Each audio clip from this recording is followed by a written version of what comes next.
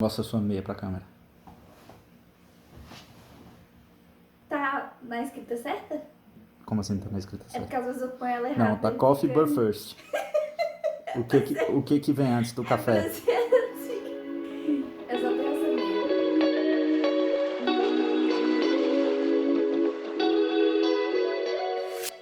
Desde que eu comecei a postar stories aqui no sul do país, ninguém entendeu nada. Eu comecei a receber um monte de mensagem perguntando: mulher, o que você tá fazendo aí? E eu decidi vir aqui hoje responder as perguntas que vocês me fizeram sobre essa vida nova onde eu teoricamente não tenho uma casa. Eu trouxe um convidado especial, que é a voz misteriosa, vulgo Leá, minha noiva, pra me ajudar a responder as perguntas que vocês me fizeram no Instagram. Eu vou começar com a pergunta da Rafa: como assim não ter casa? Bom, a gente morava no Rio, fazia 2 anos já, e a gente precisava procurar apartamento porque o nosso contrato de aluguel ia acabar. Só que tava muito difícil de achar um apartamento bom, porque apareceram umas coisas muito estranhas, assim. Era apartamento com o banheiro dentro da cozinha, o tanque que era um mictório, o fogão que ficava dentro do armário, era bem bizarro. E aí um belo dia a gente tava caminhando e pensou: e se a gente vendesse todas as nossas coisas e fosse viver de Airbnb? Rimos muito. E no outro dia eu tava vendendo nosso sofá. A gente abraçou essa ideia meio louca, meio absurda, e resolveu vender nossas coisas e ficar vivendo de Airbnb. Então, não é que a gente não tem casa. A gente mora de aluguel temporário. Então, são períodos mais curtos. Ao invés de a gente alugar uma casa por 1 ano, a gente aluga por 1 mês, 15 dias, 3 dias, por aí vai. O Bruno perguntou: onde vocês estão agora? Agora a gente está em Floripa, no bairro dos Ingleses. A gente escolheu Floripa primeiro porque tinha muita opção de apartamento com preço bom por causa da baixa temporada. E além disso, por ser um bairro muito turístico e tá em baixa temporada, a rua é praticamente vazia, quase não tem gente. Então a gente consegue sair para tomar sol, caminhar, o que estava inviável lá no Rio. A Liz perguntou: como vocês escolheram um destino? Já tem o próximo em mente? E a Maria Clara perguntou: como planejam o próximo local de ida? Basicamente, eu passo 24 horas do meu dia olhando Airbnb. O único porém é que eles têm que preencher os nossos requisitos. Eles têm que ter Wi-Fi, tem que ter máquina de lavar, tem que estar num lugar com estrutura. Então, independente da cidade, ela tem que ter hospital, delivery, Uber, esse tipo de coisa. Tem que ser um lugar mais vazio, que a gente consiga caminhar na rua, tomar sol, porque isso é importante pra gente. E considerando a situação atual, a gente prioriza muito imóveis que sejam legais de ficar, porque a gente não pode ficar turistando, passeando, então a gente passa muito tempo dentro do apartamento. Então, por exemplo, esse aqui a gente escolheu porque ele tem uma churrasqueira na sala e porque ele tem uma cortina que é elétrica. Acho que são motivos bem vários. A Alice perguntou também como organizaram as finanças para essa mudança. O processo de mudança, confesso que foi um pouquinho doído pra mim, porque eu sou muito pão dura e apareceram muitos gastos, assim. Além de os gastos para fechar o apartamento, deixar ele pronto para entregar, a gente teve que comprar várias coisas para se adaptar à vida nômade. Por exemplo, a gente comprou notebook, mochila, organizador para mala, carregador portátil, modem Wi-Fi portátil. Mas no geral, tirando esses custos de mudança, o resto se manteve bem próximo do que a gente já estava acostumado. Alguns custos se transformaram em outros. Por exemplo, contas de gás, luz, energia que a gente pagava, hoje são embutidas no preço da Airbnb. E o que a gente gastaria com essas contas, a gente gasta com outras coisas que são, por exemplo, passagem, Uber, etc. Se você mora em grandes capitais, provavelmente achar espaços em cidades menores pode sair mais barato, não só porque o custo do aluguel, mesmo sendo só de 1 mês, pode ficar mais barato, mas porque no geral o custo de vida da cidade também é um pouco menor do que nas grandes capitais, como Rio, São Paulo, que tem um custo de vida bem elevado. É um pouco difícil de organizar quando a gente decide mais de um aluguel de uma vez, porque o Airbnb ele cobra o aluguel na hora que você reserva. Então, para quem está acostumado a pagar o aluguel todo mês, bonitinho, no mesmo dia, a partir do momento em que aparecem 3 aluguéis de uma vez no mesmo mês, dá um sufoco, assim. Mas, em compensação, você fica 3 meses sem ter que pagar aluguel. Então, tem seus ônus e bônus. A Lulu perguntou: vocês gastam em média quanto com as mudanças e vocês usam empresa de mudanças ou vão sozinhos? Olha, Lulu, não dá para carregar todos os móveis pelo Brasil. Eu fiquei imaginando eu carregando a geladeira. Então, a gente, como eu falei, a gente aluga apartamento por um período muito curto de tempo. E são apartamentos que já são mobiliados, já tem tudo, utensílio de cozinha, roupa de cama. Então a gente não precisa levar esse tipo de coisa. Daí a gente decidiu que só carregaria o que coubesse em 3 malas, para o meu desespero. É uma mala para cada um, pequenininha, e uma mala grande que a gente divide para pôr coisas um pouco maiores. E aí, como toda a nossa vida ela fica nessas 3 malas, a mudança é basicamente despachar no avião mesmo. Não tem mudança do jeito tradicional que você precisa contratar e tal. Isso quando a gente não muda de uma rua para a rua do lado, e aí dá para fazer a mudança a pé. Isso é uma mudança nômade. A gente está fazendo uma mudança a pé, no estilo mais roots possível. Que a gente vai mudar para apartamento a 2 ruas aqui. E eu chamei esses ajudantes aqui para contribuir com a mudança e carregar minhas coisas. Pra cá! Vai pra lá.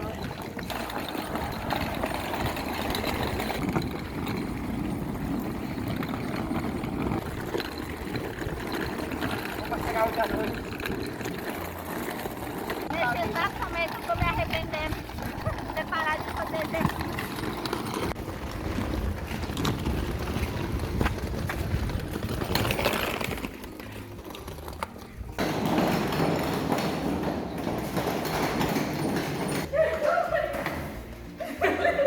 Pode andar?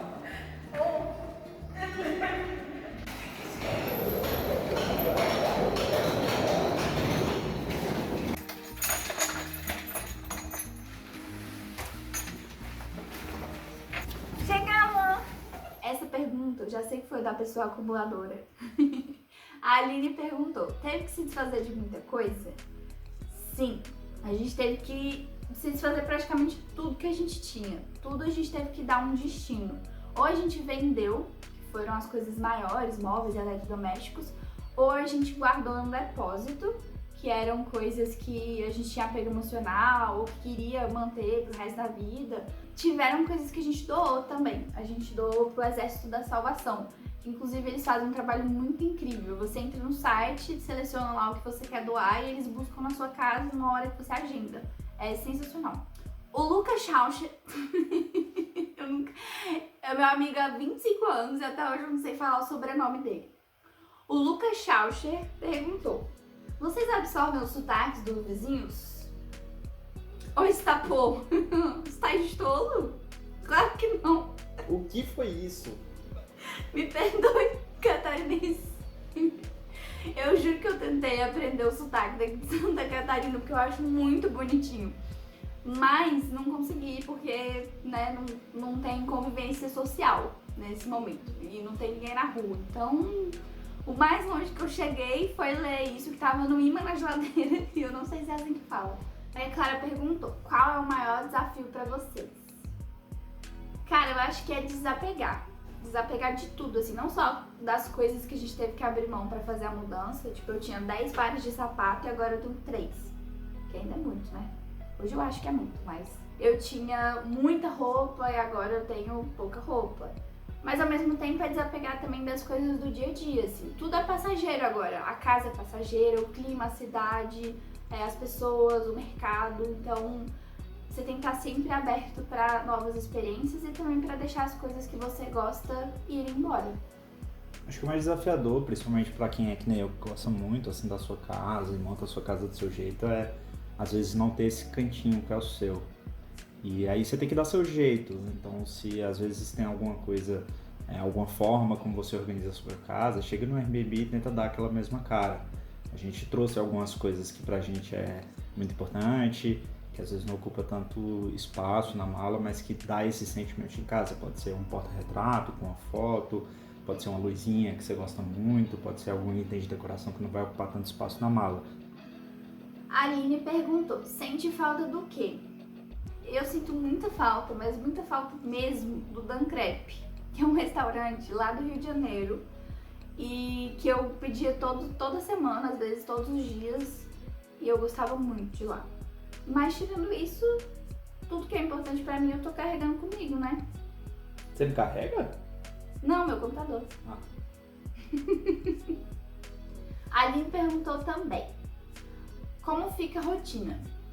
No geral, assim, não mudou muita coisa, não, porque a gente já estava trabalhando de casa antes de entrar na vida nômade. Então, no dia a dia é bem parecido com o que era antes.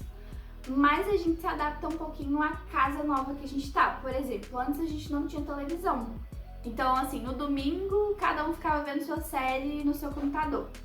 Hoje em dia, no domingo, a gente acorda cedo, faz um churrasco e vai ver Fórmula 1. Eu não sei se a gente faz isso porque a casa tem televisão ou se é porque a gente tá velho, mas faz parte do rolê dessa casa. Tirando isso, não teve muita mudança, assim, não. A gente só se organizou pra fazer as mudanças de casa no final de semana, pra não atrapalhar o trabalho. De resto, é normal. A Macau perguntou, o que acontece se a casa que vocês pegaram não suprir as expectativas? Excelente pergunta. A gente ainda não teve essa situação, a gente não viveu essa situação de pegar uma casa que não supriu as expectativas. Para minimizar os riscos disso acontecer, a gente tenta alugar casas que tenham avaliações 5 estrelas ou bem próximo disso e que tenham comentários. A gente quase pegou um apartamento que era aqui bem perto e era um apartamento lindo, com vista pra serra, todo novinho, decorado, mas em um dos comentários a gente viu uma pessoa falando que tinha uma obra do lado que começava todos os dias às 7 horas da manhã, mas todos os dias mesmo, assim, de domingo a domingo. Daí a gente decidiu não pegar, apesar do preço estar bom, a avaliação ser boa e tudo mais. Hoje em dia a gente passa lá perto desse apartamento caminhando e agradece a Deus por não ter pegado ele, porque a obra é bem barulhenta e ela tampou a vista pra serra. Então não ia ser tão legal ficar nele. Por isso eu digo, pessoas nômades ou pessoas turistas que estão procurando apartamentos na Airbnb ou em qualquer outra plataforma, leiam os comentários antes de alugar. A Liz perguntou, quais as maiores dificuldades em uma cidade nova? Achar um restaurante com opções vegetarianas, entrega grátis e delivery. É difícil, eu achei que todos os lugares teriam opções vegetarianas super fáceis e acessíveis, mas não tem tanta opção assim aqui em Floripa, pelo menos aqui onde a gente tá hoje. A Maria Clara perguntou, qual é o melhor ponto positivo? Essa é fácil de responder. Pra mim é ser eternamente um turista empolgado. Eu já era um turista empolgado em qualquer lugar que eu morasse e agora eu sou 3 vezes mais, porque tudo é novo, assim. Aqui, às vezes, as coisas mais bobinhas me deixam muito empolgada. Por exemplo, tem uma rotatória aqui perto de casa que ela tem as 3 esferas do dragão. Não sei porquê. Eu não sei se existem outras rotatórias em Florianópolis com as demais esferas do dragão. Se você sabe dessa informação, eu gostaria dela. O Lucas Schauscher perguntou, como é fazer cocô em lugares diferentes o tempo todo? Olha, se você é uma pessoa que não consegue fazer cocô fora de casa, isso vai ser um problema muito provavelmente. Pode ser que você venha precisar daquele vídeo famoso clássico do YouTube, como eliminar 20 kg de fezes. Mas se você não tem problemas com isso, é normal, divertido. E por fim, a dona Cláudia, minha mãe, perguntou se a gente tá gostando. Sim, eu tô gostando muito, muito. Tem pouco tempo, tem um pouco mais de um mês que a gente tá nessa, mas já tá sendo bem legal. E a gente já viveu bastante coisa diferente, assim, que eu esperava, coisas que eu não esperava, mas a experiência tá sendo incrível. É isso, eu espero que vocês tenham gostado e que tenha tirado as dúvidas de vocês e que tenha sido um vídeo legal, esclarecedor. Se ainda tem alguma dúvida que a gente não falou aqui, você quer saber, seja sobre nossa vida financeira ou as atividades do nosso destino, pode deixar aí nos comentários que a gente provavelmente vai responder em algum momento. Beijos de Florianópolis.